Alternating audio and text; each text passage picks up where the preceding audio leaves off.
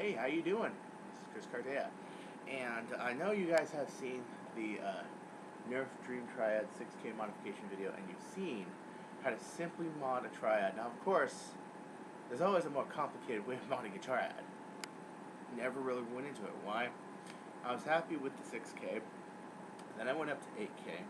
Then I had a friend named Zach named Bird on Facebook who follows a lot of the Explorer stuff, and he came up with this idea. Hey man, why don't we stack a Maverick spring with a Triad spring? Or more like, why don't we stack a Maverick spring with what you're using for an 8K spring on a Holy Triad? Now this is a piston assembly from my prototype Holy Triad. Even after being in 7 battles, no significant wear. There was no significant wear on the shoe. There was no significant wear. It actually did very well at 8K. This could handle it very well. But I took it out because I was gonna throw some Teflon tape around here because it didn't have any Teflon tape, and the ones that I am reselling on eBay do. So I wanted to do it, and as you can see, this ring, I mean, it's loose. It's really loose. So I'm like, wait a minute, I got a couple Maverick springs. Why not? First thing I noticed, I tried the 6K spring, and it doesn't fit around here very well. You need to have clearance if you're going to do stacked springs between two, and you need to have some governance that on one side the spring doesn't dance everywhere and tangle with the spring. Well, this piston assembly for a Nerf Triad actually has that. Now don't get your hopes up, this is not an easy mod. You'll see why. It seems easy, right? Easy, right? Just throw a couple of a little bit of grease on there, everything like that, and put them all together, and you got 12K, right? Right?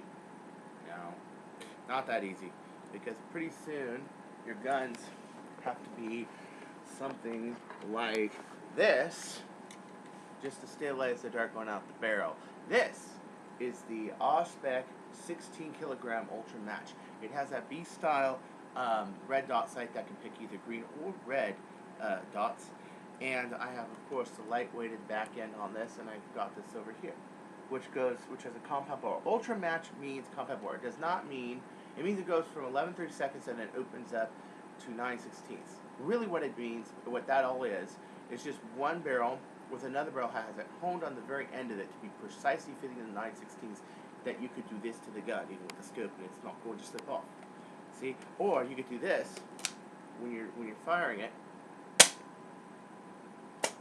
and it's going to do that, even with it folded in on itself. So,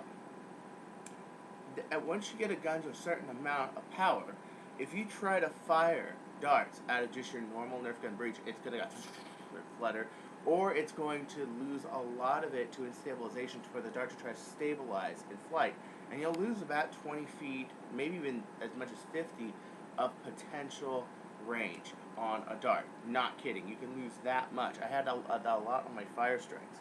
So first off, you have the piston head off, okay? It's just a simple screw, very easy. And what you'll notice is that this is the perfect size for a Maverick spring. It's perfect. Why? Because when it's down, let's do this with just the Maverick spring first to show you. So when it's normally in a gun, look at the bottom here, right? Look at the bottom, see? Look at it when it's on the bottom of the gun. It's perfect size to where it's not rattling around when you're in the middle of play, okay? The spring's not rattling around. It's not going to try to work into the other spring on the inside. So that it's on the outside governed to keep from dancing. Now on the inside of this, you got this cross here. And that cross, with this black tactical version 1 retaliator spring, it governs that. So now you have two references on the gun that governs the inner spring and the outer spring, which, by the way, is so tight in the beginning, you actually got to do this. You got to thread them together, okay? And believe me, you need a lot of silicone grease to pull this off, okay?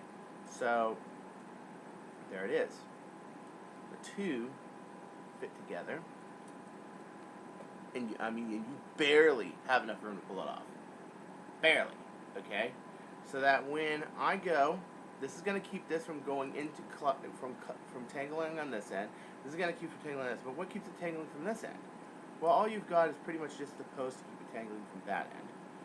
But After that, and I go straight in and straight in when I do this, right? After that, all you do here is you simply line this up, screw this back together here with a Phillips head screwdriver, and do not strip this post or you're screwed. I mean, be as careful as possible. Even if you drop the screw like I just did, rather than trying to just jam it in when it's crooked, yeah. You want this screw nice, straight, not bending, not chipping, no problems at all. Okay. Now, when you press this all together, look what happens. Oh man, can you see that? Wow, this is a beautiful power plant. This is a gorgeous power plant, because what you end up needing to make this work is not only Teflon tape here and a lot of silicone lube, is you need that. 3 brass barrels. That is a 12K Triad.